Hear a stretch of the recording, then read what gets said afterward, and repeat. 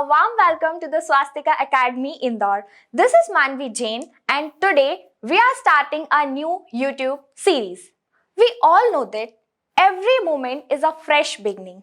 It's never too late to become who you want to be.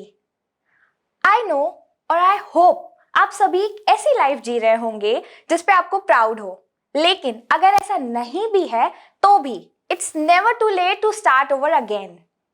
आज से हम लोग शुरू करेंगे एनवायरनमेंट एंड इकोलॉजी की नई सीरीज, लेकिन before initiating let us know why we need to study environment and ecology as a subjective part in our education, either it may be higher education, school education or in any competitive exams.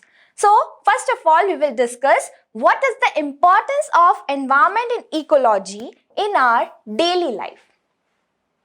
तो यहाँ पे आप देख सकते हैं कि जो environment है वो एजुकेशन का एक बेसिक पार्ट है, एक सपोर्ट सिस्टम है।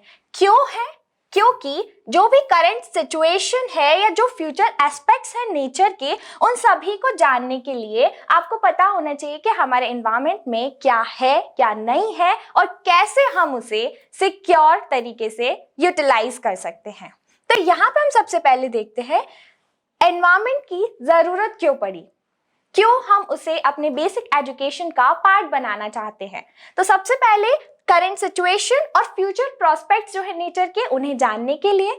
Second, to explore all the problems related to environment and engage in wise ways of preserving it, उसे प्रिजर्व करने के लिए। Third is addressing impact of human activities on nature.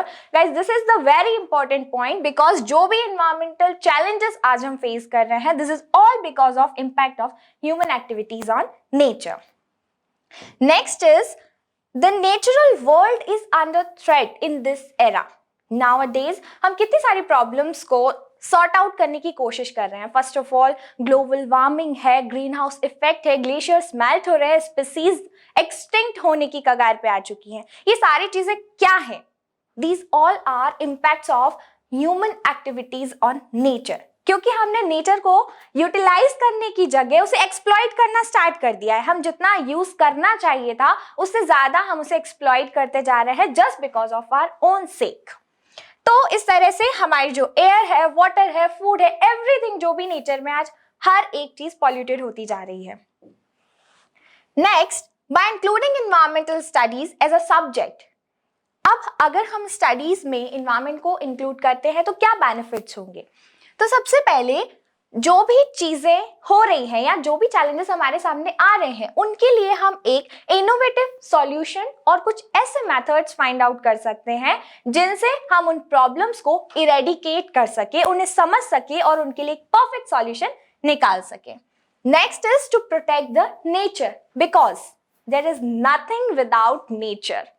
If we are standing here, if we exist on earth, this is all because of nature. We are nothing without nature. तो सबसे पहले हमें जरूरत है nature को protect करने की। जैसे ही हम नेचर को प्रोटेक्ट करेंगे, हम अपनी खुद की लाइफ को प्रोटेक्ट कर सकते हैं। तो यहाँ पे आप देख सकते हैं कि एजुकेशन में नेचर की जरूरत क्यों पड़ी। तो एनवायरनमेंट कैसा होना चाहिए या एनवायरनमेंट का जो यूज है वो कैसा होना चाहिए? तो इट शुड बी सस्टेनेबल। और ये जो सस्टेनेबल वर्ड है, जिसे आज हम पूरे वर्ल्ड में हर सुबह ऑलमोस्ट सुनते हैं कि सस्टेनेबल एनवायरनमेंट, सस्टेनेबल डेवलपमेंट, हर चीज सस्टेनेबल होना चाहिए, सतत विकास होना चाहिए। तो वो क्या है, क्या एग्जैक्टली है सस्टेनेबल? तो सस्टेनेबल डेवलपमेंट में हम उन सभी चीजों का ध्यान रखते हैं जिससे हमारा जो एनवायरनमेंट है, हमारी जो लाइफ है, वो इक्विटेबल हो, इकोनॉमिक हो, वायबल हो, बियरेबल हो और सोशली गुड हो। यानी कि अगर आज हम कोई रिसोर्स यूज कर रहे हैं तो वी शुड नॉट थिंक कि हमारा काम हो जाए, ऐसा नहीं होता है। तो जो भी चीज आज हम यूज कर रहे हैं वो ऐसे यूज होनी चाहिए कि हमारी जो कमिंग जनरेशंस हैं, फ्यूचर जनरेशंस हैं, उनको हम एक बेटर लाइफ प्रोवाइड कर सकें। तो एनवायरमेंटल सस्टेनेबिलिटी के तरफ हमें आगे बढ़ना है। फिर हम बेसिक समझते हैं कि एनवायरमेंट होता क्या है। यहां से हम शुरू करेंगे। आप सभी को पता है एनवायरनमेंट हम बचपन से स्कूल टाइम से पढ़ते आ रहे हैं। What is environment? All that surround us is known as environment. लेकिन उसे सिर्फ डेफिनेशन को याद नहीं करना है, उसे फील करना है, उसे रियलाइज करना है that all surround us is environment. तो जो भी हमारे आसपास है वो सब हमारे लिए कितना जरूरी है और उसका इम्पैक्ट हमारे ऊपर किस तरह से पड़ेगा। तो एनवायरनमेंट जो वर्ड है वो एक फ्रेंच वर्ड एनवायरनर से आया, जिसका मतलब क्या होता है? जिसका मतलब होता है सराउंडिंग, ऑल दैट सराउंड अस। जो भी हम फिजिकली देख सकते हैं या फील कर सकते हैं वो सारी चीज हमारे एनवायरनमेंट का एक पार्ट है और हमारे लिविंग का, लाइफ का सपोर्ट सिस्टम है। फिर हम यहाँ पे देखेंगे एनवायरनमेंट के बेसिक जो दो कंपोनेंट्स होते हैं। क्या क्या दो कंपोनेंट्स हैं? Biotic and abiotic. अब बायोटिक कंपोनेंट्स में जुड़ा हुआ है बायो। बायो का मतलब ही होता है लाइफ। जो भी हम बायोलॉजी में पढ़ते हैं, क्या पढ़ते हैं? लिविंग थिंग्स के बारे में, चाहे वो ह्यूमन हो, प्लांट्स हो, एनिमल्स हो। तो बायोटिक में वो सारी चीजें आ जाएंगी जिनमें लाइफ एग्जिस्ट करती है, और एबायोटिक में वो सारी चीजें आ जाएंगी जो हमारी लाइफ के लिए जरूरी तो है लेकिन they don't have life in themselves. For example, air is necessary for us, oxygen is necessary for us, water is necessary for us, but air, water don't have life, but they give us life, they provide us life. Next हम देखेंगे कि environment का concept जो है वो कैसे हम easily समझ सकते हैं। तो यहाँ पे दिया हुआ है कि जो इंटरैक्शन है ऑर्गेनिज्म का इन्वायरमेंट से वो बहुत ज्यादा कंप्लायबल है। कंप्लायबल कैसे है? कि दोनों ही एक दूसरे पे हाईली डिपेंडेंट होते हैं। कैसे होते हैं? Let's say there is example of fish in a pond. तो अगर हम एक फिश को देखें तो उसके अंदर भी एक एनवायरनमेंट होगा और उसके बाहर भी एक एनवायरनमेंट होगा। तो बाहर का एनवायरनमेंट क्या होगा? उसे रहने के लिए वाटर चाहिए, वाटर से उसे डिसॉल्व्ड ऑक्सीजन मिलता है, तो वो डिसॉल्व्ड ऑक्सीजन, वो वाटर, वो उसका आउटर एनवायरनमेंट हो गया। उसे खाने के लिए प्लैंक्टन्स चाहिए या दूसरे फूड रिसोर्सेज चाहिए जो कि उसे उसी पॉन्ड में, उसी रिवर में या उसी वाटर बॉडी में मिलेंगे, वो भी उसका आउटर एनवायरनमेंट का एक पार्ट हो गया जिसके बिना वो सस्टेन नहीं कर सकती। तो अगर हम कहें कि उसके एनवायरनमेंट से प्लैंक्टन्स को हटा दिया जाए तो what will be the effect? क्या सिर्फ प्लैंक्टन्स का इफेक्ट होगा? नहीं, फिश भी एक्सटिंक्ट होने लगेंगी। क्यों? क्योंकि उनके लिए जो नेसेसरी फूड है या उनके एनवायरनमेंट का जो एक एसेंशियल पार्ट है वो हमने वहां से कम कर दिया। ओके, फिर उसके अंदर का एनवायरनमेंट कैसा होता है? जो भी चीज फिश के अंदर, यानी फिश के लिए जो चीजें जरूरी हैं इनर पार्ट में, वो उसके इंटरनल एनवायरनमेंट को बिल्ड करेगी, और जो बाहर से वो ले रही है अपने लाइफ को सस्टेन करने के लिए वो उसके आउटर एनवायरनमेंट को सस्टेन कर पाएगी। यहाँ पे आप देख सकते हैं पिक्टोरियल व्यू में कि किस तरह से जो एक एनवायरनमेंट है एक दूसरे से इंटरैक्शन बनाता है।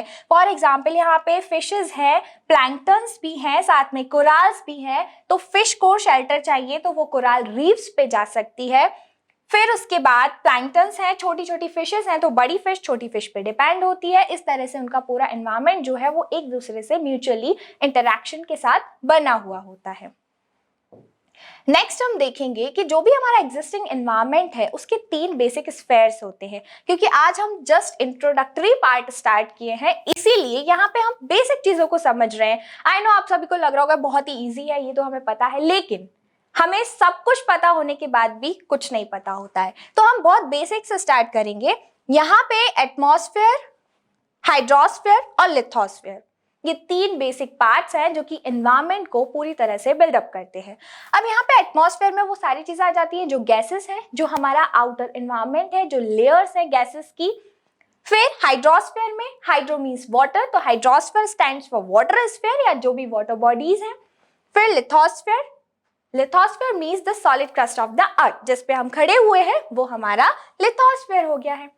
तो इन चीजों के बिना, इन तीनों स्फेयर्स के बिना कोई भी लिविंग ऑर्गेनिज्म सस्टेन नहीं कर सकता। मैं यहाँ पे खड़ी हुई हूँ तो मुझे लिथोस्फेयर चाहिए खड़े होने के लिए, मुझे ऑक्सीजन चाहिए ब्रीथ करने के लिए, that is a part of atmosphere. Okay, थोड़ी देर बाद मुझे चिल्लाते चिल्लाते प्यास लगाएगी, मुझे पानी भी चाहिए जिंदा रहने के लिए, तो वो हमारे हाइड्रोस्फेयर का पार्ट हो गया।